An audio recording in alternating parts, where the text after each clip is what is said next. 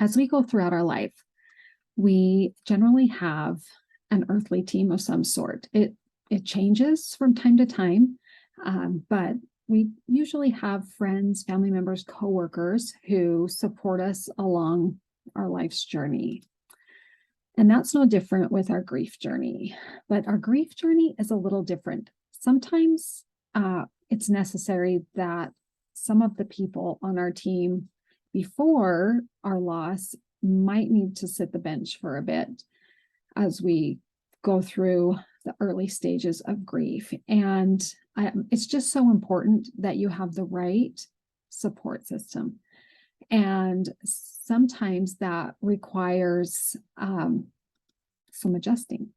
So three characteristics that you want to look for your grief team, your earthly grief team, is somebody you can trust, somebody that's a really good listener, and somebody who, after you've been with them, you feel better. I know, as I was on the heavy part of my grief journey, I had to make some adjustments. There were some people that it just wasn't helpful for me to be with them. And so I kind of had to step back from some, and then I had to bring in others into my team. Now, my parents absolutely were on my team from the moment, and my whole life really, but so supportive and so helpful from as soon as we found out that our son was so sick.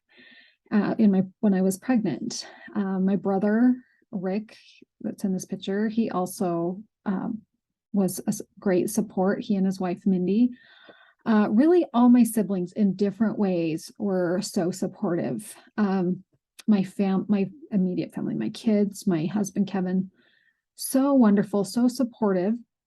Of course, my conversations with my kids were very different than with my husband and my older kids.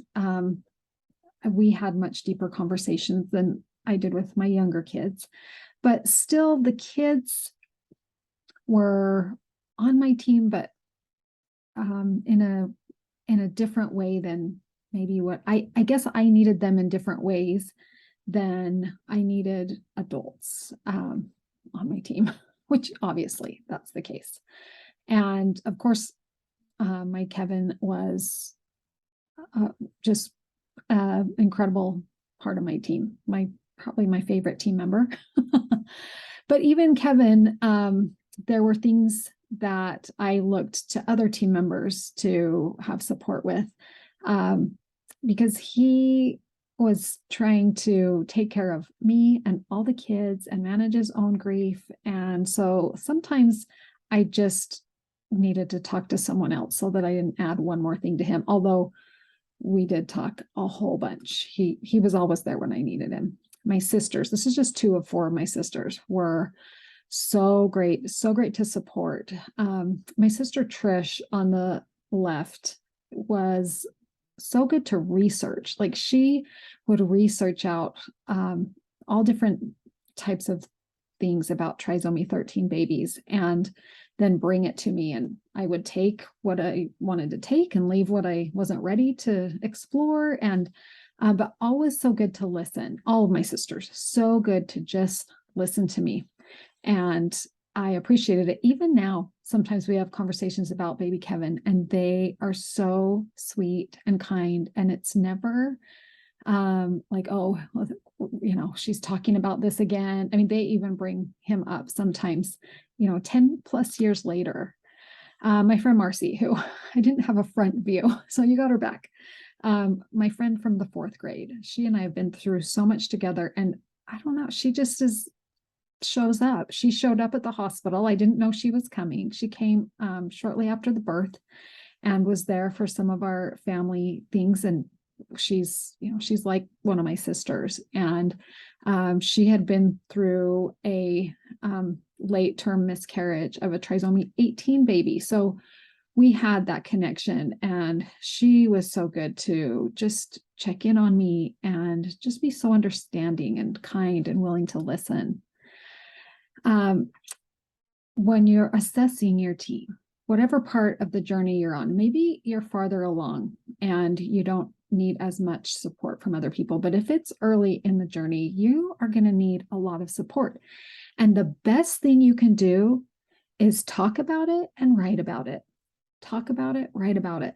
But just talking to someone, even if it's going over the same thing you've already talked about, that's okay.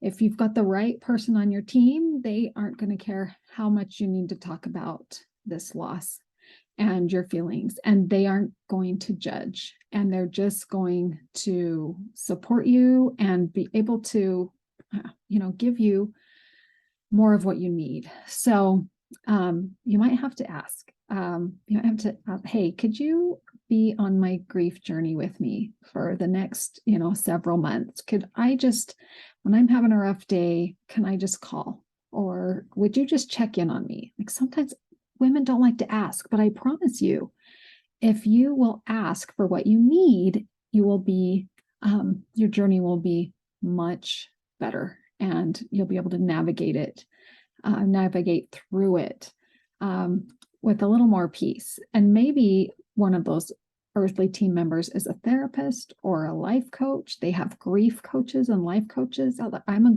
grief coach and as part of my life coaching, but don't hesitate to get some help from a therapist. Whatever it is that you need, be willing and make the effort to ask for it. And maybe, so if I would have wanted to talk to a therapist, I would have put my sister Trish on it and said, I need a grief therapist. I want it to be virtual, so I don't have to leave the house. And maybe it's great to leave the house. So if they are within, drivable distance, then go to the therapist, whatever works for you. But I'm thinking, I just like to, have it be simple. And so I would put her on it and she'd find me one. And, I wouldn't have to go through the hassle of it. I would just have to show up. So these are the things we can look to our heavenly team for. Maybe you are someone who is thinking, I don't even know. I don't know what I need. I don't know who I need. I can't even think straight to figure that out. Just ask God to put people in your life who are going to help you through this journey. There are absolutely people within your reach, and maybe they're just not on your radar and you don't know.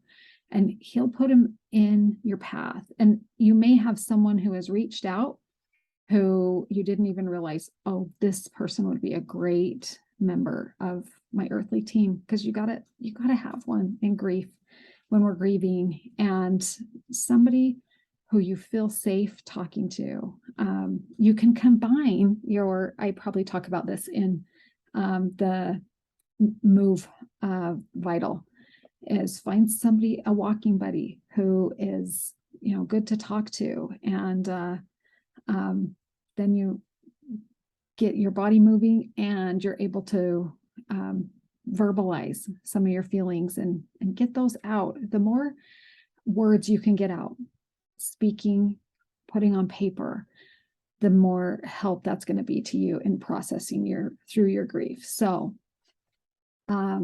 if you haven't already, pick your earthly team, put together an earthly team that can support you. You might have to swap out some substitutions here and there. I had this one friend who I didn't ask her to be on my team. She just texted me every night, and she didn't expect a reply.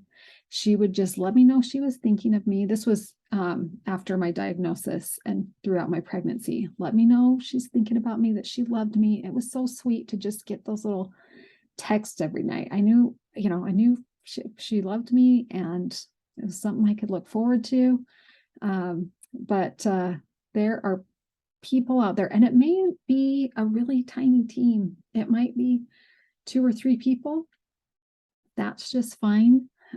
Whatever it needs to be. And then sometimes we need to set boundaries with people who have been on our team and aren't a great fit for the grief journey. So, and you probably know who they are because they will often say things that aren't helpful. Or some people that were on my team before, they kind of disappeared. They didn't know how to talk to me. And so they weren't the right fit for that part of my journey. And that's okay. That's okay. So ask for what you need if you're not sure. Ask for who you need, I should say. And if you're not sure, ask God. He'll help you. I promise he will.